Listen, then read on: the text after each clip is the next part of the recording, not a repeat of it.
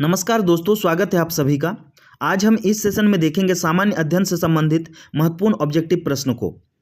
इसमें कुल 30 प्रश्न होंगे जो आने वाले एग्जाम्स के लिए बहुत ही महत्वपूर्ण है। चाहे वो सेंट्रल का एग्जाम हो या फिर स्टेट का ही एग्जाम्स क्यों ना हो, हर एक एग्जाम्स में सामान्य अध्ययन से प्रश्न पूछे ही जाते हैं। इसीलिए दोस्तों, अगर आपको ये सेशन मददगार लगे तो ज़्यादा से ज़्यादा अपने दोस्तों को शेयर कर दीजिएगा और एक लाइक कर दीजिएगा। और चैनल पर अगर पहली बार आए हैं तो कृपया चैनल को सब्सक्राइब कर दीजिएगा। तो चलिए शुरू करते हैं। ये देखिए स्क्रीन पर पहला क्वेश्चन है, चीन पाकिस्तान आर्थिक गलियारा EPEC जो बुनियादी ढांचा परियोजना है, यह पाकिस्तान के बलूचिस्तान में स्थित गंवादार बंदरगाह को चीन के किस प्रांत से जोड़ती है? तो इसका राइट आंसर होगा ऑप्शन नंबर ए, सिंगजियांग। इस प्रश्न से संबंधित महत्वपूर्ण विश्लेषण को हम देखते हैं। चीन पाकिस्तान आर्थिक गलियारा EPEC यह बुनियादी ढांचा परियोजना है जो पाकिस्तान के बलूचिस्तान में स्थित गंवादर बंदरगाह को चीन के पश्चिमी सिंगजियांग क्षेत्र से जोड़ती है। इस मार्ग की लंबाई 3000 किलोमीटर है। ये थे इस प्रश्न से संबंधित प्रमुख बिंदु। अगला प्रश्न है दोस्तों, 21वीं संविधान संशोधन 1967 द्वारा किस भाषा को संविधान के 8वीं अनुसूची के अंतर्गत 15वीं भाषा के रूप में शामिल किया गया है? तो इसका राइट आंसर होगा ऑप्शन नंबर बी, सिंधी। 21वीं संविधान संशोधन 1967 द्वारा सिंधी भाषा को संविधान के 8वीं अनुसूची के अंतर्गत 15वीं भाषा के रूप में शामिल किया गया है। 71वें संविधान संशोधन 1992 में नेपाली, कोंकणी, मणिपुरी को तथा 92वें संविधान संशोधन 2003 द्वारा 4 नई भाषाओं को जैसे बोडो, डोंगरी, मैथिली एवं संथाली भाषा को शामिल किया गया है। ये थे इस प्रश्न से संबंधित प्रमुख बिंदु। ठीक है, अगला देखिए प्रश्न है, डलहौजी के व्यापगत सिद्धांत में निम्नलिखित में से कौन से राज्य शामिल है? तो इसका राइट आंसर होगा ऑप्शन नंबर डी हो जाएगा, उपरोक्त सभी। डलहौजी के व्यापगत सिद्धांत में सतारा 1848 और बघाट 1850 और उदयपुर 1852 तथा झांसी 1853 तथा नागपुर 1854 राज्य शामिल थे। ठीक है, नेक्स्ट प्रश्न है दोस्तों, पुस्तक made in India 75 years of business and enterprises के लेखक हैं? तो इसका राइट आंसर होगा option number C, Amitabh Kant. पुस्तक made in India 75 years of business and enterprises के लेखक अमिताभ कांत हैं। अगला प्रश्न है दोस्तों जो बहुत ही महत्वपूर्ण है, कहां पर भारत का पहला रियल टाइम गोल्ड ATM स्थापित किया गया? तो इसका राइट आंसर होगा option number B, Hyderabad. Hyderabad में भारत का पहला रियल टाइम गोल्ड ATM स्थापित किया गया है। यह विश्व का पहला रियल टाइम गोल्ड ATM है। अगला प्रश्न है जो बहुत ही इंपॉर्टेंट है क्योंकि अधिकतर एग्जाम्स में GS से संबंधित राजधानियां पूछे जाते हैं देश के। देखिए, मॉरिशस की राजधानी है, तो इसका राइट आंसर होगा option number B, Port Louis. Mauritius की राजधानी पोर्ट लुइस है तथा इसकी मुद्रा अगर क्या है, इसकी मुद्रा रुपया है। अगला प्रश्न है दोस्तों, देखिए इटली की मुद्रा क्या है? तो इसका राइट आंसर होगा option number A, euro. Italy की मुद्रा यूरो है और इसकी राजधानी अगर बात करें तो क्या होगा, रोम है इसकी राजधानी। अगला प्रश्न है दोस्तों 8 नंबर का, बहुत ही इंपॉर्टेंट है, केंद्रीय बजट 2023-24 में चालू वर्ष की आर्थिक वृद्धि का अनुमान कितना है? तो इसका राइट आंसर होगा ऑप्शन नंबर सी। ठीक है दोस्तों, ऑप्शन नंबर सी होगा। केंद्रीय बजट 2023-24 में चालू वर्ष की आर्थिक वृद्धि का अनुमान 7% है। ठीक है, नेक्स्ट प्रश्न है दोस्तों, कॉलिंग डिक्शनरी का वर्ड ऑफ द ईयर 2022 निम्नलिखित में से कौन सा है? तो इसका राइट आंसर होगा ऑप्शन नंबर बी, परमेसिराइसिस। ठीक है, परमेसिराइसिस कॉलिंग्स डिक्शनरी का वर्ल्ड ऑफ द ईयर 2022 परमेसिराइसिस है। दोस्तों, अगर ये जो सेशन है आपके लिए मददगार हो तो इसे ज़्यादा से ज़्यादा अपने दोस्तों को शेयर कर दीजिएगा और चैनल पर अगर पहली बार आए हैं तो कृपया चैनल को सब्सक्राइब कर दीजिएगा। अगला प्रश्न है, देखिए स्क्रीन पर, इसको क्या है, मिलान करना है, सुमेलित करना है। सूची 1 और सूची 2 दिया गया है, ठीक है। सूची 1 में ऑपरेशन दिया गया है दोस्तों, सूची 1 में ऑपरेशन दिया गया है और सूची 2 में संस्था का नाम दिया गया है, तो इसको मिलान करना है, ठीक है। ऑपरेशन सद्भावना, उसके बाद ऑपरेशन मेघचक्र, ऑपरेशन देवी शक्ति और ऑपरेशन नारकोस। और सूची 2 में जो दिया हुआ संस्था के नाम है CBI, भारतीय सेना, रेलवे सुरक्षा बल और विदेशी मंत्रालय, विदेश मंत्रालय। तो देखिए ऑपरेशन सद्भावना, इसका सही हो जाएगा आपका, कौन सा होगा, भारतीय सेना, ठीक है। ऑपरेशन सद्भावना का संबंध भारतीय सेना से है। और ऑपरेशन मेघचक्र, इसका संबंध CBI से है। और ऑपरेशन देवी शक्ति, इसका संबंध विदेश मंत्रालय से है। ऑपरेशन देवी शक्ति विदेश मंत्रालय से। ऑपरेशन नारकोस, इसका संबंध रेलवे सुरक्षा बल से है। इस प्रकार इस प्रश्न का सही आंसर होगा ऑप्शन नंबर A, ठीक है, 2 1 4 3, ठीक है, ऑप्शन नंबर A हो जाएगा। अगला प्रश्न है दोस्तों, बहुत इंपॉर्टेंट है ये भी, कोणार्क का सूर्य मंदिर किसने बनवाया था? तो इसका राइट आंसर होगा option number A, Narsingh Dev Burman. Puri स्थित कोणार्क का विशाल सूर्य मंदिर नरसिंह सिंह देव वर्मन प्रथम ने बनवाया था। यह मंदिर 13वीं शताब्दी का है तथा यह अपनी विशिष्ट शैली के लिए प्रसिद्ध है। कोणार्क के सूर्य मंदिर को काला पैगोडा के नाम से भी जाना जाता है। तो ये थे इस प्रश्न से संबंधित प्रमुख पॉइंट्स थे, इसको याद रखिएगा। अगला है देखिए 12 नंबर का प्रश्न है दोस्तों, बहुत इंपॉर्टेंट है। कृष्णदेव राय के दरबार में अष्टदिग्गज कौन थे? तो दिया हुआ है देखिए, तो इसमें से आपको सिलेक्ट करना है, क्या होगा इसका राइट आंसर होगा ऑप्शन नंबर B, 8 तेलुगु कवि। 8 तेलुगु कवि जो कृष्णदेव राय के दरबार में अष्टदिग्गज थे, ठीक है। कृष्णदेव राय का शासनकाल विजयनगर में साहित्य का क्लासिकी युग भी माना जाता है, ये याद रखिएगा दोस्तों। उसके बाद उसके दरबार को तेलुगु के 8 महान विद्वान एवं कवि, जिन्हें अष्टदिग्गज कहा जाता था, जो सुशोभित करते थे, इसीलिए इसके शासनकाल को तेलुगु साहित्य का स्वर्ण युग भी कहा जाता है। कृष्णदेव राय ने आंध्र भोज की उपाधि धारण की थी। ये थे दोस्तों इस प्रश्न से संबंधित प्रमुख बिंदु। अगला प्रश्न है दोस्तों, कांग्रेस की प्रथम महिला अध्यक्ष कौन थी? तो इसका राइट आंसर होगा option number C, Sarojini Naidu. Sarojini Naidu 1879 से 1949 प्रख्यात कवयित्री और राष्ट्रवादी नेत्री थी। वर्ष 1925 में कानपुर में हुए भारतीय राष्ट्रीय कांग्रेस के 40वें वार्षिक अधिवेशन में वो कांग्रेस की प्रथम भारतीय महिला अध्यक्ष बनी। यह महात्मा गांधी की विश्वपात्र और निष्ठावान सहयोगी भी थी।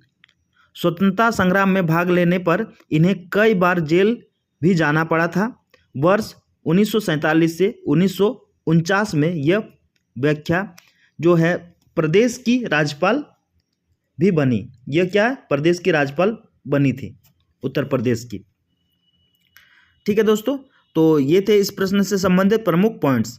अगला है देखिए 14 नंबर का प्रश्न है, एक व्यक्ति पंचायत का चुनाव लड़ सकता है यदि उसने पूर्ण कर ली है। तो ऑप्शन दिए गए हैं, तो इसका राइट आंसर होगा ऑप्शन नंबर C हो जाएगा, 21 वर्ष की आयु। भारतीय संविधान के अनुच्छेद 243(j)(1) के तहत कोई व्यक्ति पंचायत चुनाव लड़ सकता है यदि उसने 21 वर्ष की आयु पूर्ण कर ली है, ठीक है दोस्तों। अगर ये सेशन आपके लिए मददगार हो तो एक लाइक कर दीजिएगा और ज़्यादा से ज़्यादा अपने दोस्तों को शेयर कर दीजिएगा। और चैनल पर अगर पहली बार आए हैं कृपया दोस्तों चैनल को सब्सक्राइब कर दीजिएगा। अगला प्रश्न है देखिए, बहुत इंपॉर्टेंट है। किस अधिनियम के तहत सिविल सेवाओं की भर्ती के लिए केंद्रीय लोक सेवा आयोग का गठन किया गया? तो इसका राइट आंसर होगा ऑप्शन नंबर C, भारत शासन अधिनियम 1919। भारत शासन अधिनियम 1919 के तहत सिविल सेवाओं की भर्ती के लिए केंद्रीय लोक सेवा आयोग का गठन किया गया है। नेक्स्ट प्रश्न है दोस्तों, निम्नलिखित में से कौन भारत को धर्मनिरपेक्ष राज्य वर्णित करता है? तो इसका राइट आंसर होगा ऑप्शन नंबर B हो जाएगा, संविधान की प्रस्तावना। संविधान की प्रस्तावना के तहत भारत को पंथ निरपेक्ष राज्य वर्णित किया गया है। यह शब्द संविधान में 42वें संविधान संशोधन अधिनियम 1976 से जोड़ा गया है। नेक्स्ट प्रश्न है दोस्तों 17 नंबर का, बहुत इंपॉर्टेंट है। निम्नलिखित में से कौन सा एक युग्म सुमेलित है? तो क्या होगा इसका राइट आंसर? इसका राइट आंसर होगा ऑप्शन नंबर सी हो जाएगा, संविधान का चौथा क भाग मौलिक कर्तव्य। यह सुमेलित है, बाकी जो है ये सुमेलित नहीं है, बाकी तीन। तो इसका राइट आंसर होगा ऑप्शन नंबर सी होगा। ठीक है, संविधान का चौथा क भाग। ठीक है, इसका व्याख्या अगर देखें तो देखिए, संविधान का दूसरा भाग क्या है? नागरिकता से, तथा तीसरा भाग मौलिक अधिकारों से, और चौथा भाग नीति निर्देशक तत्वों से, और चौथा क भाग मौलिक कर्तव्यों से, तथा पांचवा भाग संघ से संबंधित है। इसीलिए इस प्रश्न का सही आंसर होगा ऑप्शन नंबर सी। नेक्स्ट प्रश्न है दोस्तों, बहुत इंपॉर्टेंट है। भारत में गोल्डन हैंड शेक योजना किससे संबंधित है? तो इसका राइट आंसर होगा ऑप्शन नंबर ए, स्वैच्छिक सेवानिवृत्ति से। भारत में गोल्डन हैंड शेक योजना स्वैच्छिक सेवानिवृत्ति से संबंधित है। अगला 19 नंबर का प्रश्न है, भारत में राजकोषीय नीति कौन तय करता है? तो इसका राइट आंसर होगा ऑप्शन नंबर सी, वित्त मंत्रालय। राजकोषीय या बजटीय नीति से आशय सरकार की सार्वजनिक व्यय, करारोपण, सार्वजनिक ऋण तथा उसके प्रबंध से संबंधित उन नीतियों से है जिनका प्रयोग सरकार अर्थव्यवस्था में रोजगार, राष्ट्रीय उत्पादन, आय, आंतरिक तथा ब्रह्म स्थिरता, आर्थिक समता आदि आर्थिक नीतियों के प्रमुख उद्देश्यों को प्राप्त करने के लिए करती है। नेक्स्ट प्रश्न है दोस्तों 20 नंबर का, बहुत इंपॉर्टेंट है। भारत के राज्यों का निम्नलिखित में से कौन सा एक युग्म सबसे पूर्वी और सबसे पश्चिमी राज्यों को इंगित करता है? तो इसका राइट आंसर होगा option number D, Arunachal Pradesh और गुजरात। भारत के राज्यों में सर्वाधिक पूर्वी राज्य अरुणाचल प्रदेश एवं सबसे पश्चिमी राज्य गुजरात है। अगला प्रश्न है, निम्नलिखित युग्मों से कौन एक सुमेलित नहीं है? ठीक है, इस शब्द को ध्यान दीजिएगा, नहीं है बोलता है कभी कभी, जिससे हमको कन्फ्यूजन हो जाता है। देखिए, इसका राइट आंसर होगा ऑप्शन नंबर सी हो जाएगा, भुवनेश्वर, सोन या महानदी, ये दिया है, ये सुमेलित नहीं है। अहमदाबाद देखिए, ये साबरमती होगा, ये सही है। लखनऊ गोमती, और भुवनेश्वर ये उड़ीसा के पूर्वी तटीय मैदान के पश्चिम में अवस्थित है। ठीक है, सोन महानदी ये जो दिया है, ठीक है, ये सुमेलित नहीं है। उज्जैन ये क्षिप्रा नदी, ये भी सही है। अगला प्रश्न है दोस्तों, बहुत इंपॉर्टेंट है। भारत में भाषाओं के संदर्भ में विस्तृत जानकारी सर्वप्रथम किस जनगणना में एकत्रित की गई? तो इसका राइट आंसर होगा ऑप्शन नंबर डी हो जाएगा, 1961। भारत में भाषाओं के संदर्भ में विस्तृत जानकारी सर्वप्रथम 1961 की जनगणना में एकत्रित की गई थी। नेक्स्ट प्रश्न है दोस्तों, देवनागरी लिपि लिखी जाती है? तो इसका राइट आंसर होगा ऑप्शन नंबर बी, बाईं से दाईं ओर। ठीक है, बाईं से दाईं ओर देवनागरी लिपि लिखी जाती है। अगला प्रश्न है 24 नंबर का, बहुत इंपॉर्टेंट है। दो देशांतर रेखाओं की मध्य दूरी कितनी किलोमीटर होती है? तो इसका राइट आंसर होगा ऑप्शन नंबर सी हो जाएगा, 111.32 किलोमीटर। दो देशांतर रेखाओं की मध्य दूरी 111.32 किलोमीटर होती है। नेक्स्ट प्रश्न है, COP28 की बैठक कहाँ आयोजित की जाएगी? तो इसका राइट आंसर होगा ऑप्शन नंबर डी, संयुक्त अरब अमीरात। COP28 की बैठक 30 नवंबर से 12 दिसंबर 2023 तक संयुक्त अरब अमीरात में की जाएगी। अगला प्रश्न है दोस्तों 26 नंबर का, बहुत इंपॉर्टेंट है। कूनो राष्ट्रीय उद्यान कहाँ स्थित है? अक्सर ऐसे प्रश्न देखने को मिलता है, कूनो राष्ट्रीय उद्यान कहाँ स्थित है? तो इसका राइट आंसर होगा ऑप्शन नंबर सी, मध्य प्रदेश। कूनो नेशनल पार्क मध्य प्रदेश में स्थित है।